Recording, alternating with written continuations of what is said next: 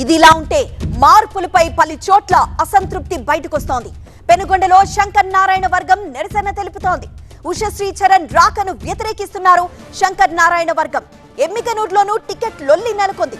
తాడేపల్లికి చేరుకున్నారు MLA Keshav Reddy, Butta Renuka, Rudragoud.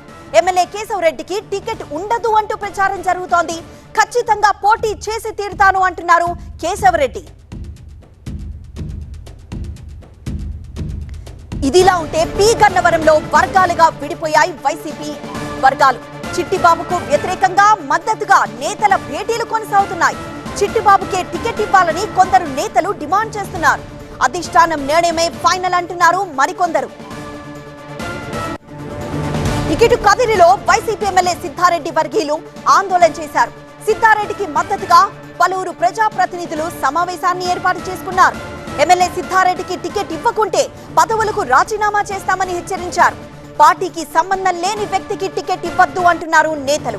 Kadiri ticket మక్బుల్కి ఇస్తారనే ప్రచారంతో Siddha Reddy వర్గంలో tension నెలకొంది. భారీ బైక్ ర్యాలీతో సిద్ధారెడ్డికి వైసీపీ నాయకులు, కార్యకర్తలు మద్దతు తెలిపారు. కార్యకర్తలకు నచ్చజెప్పారు ఎమ్మెల్యే సిద్ధారెడ్డి.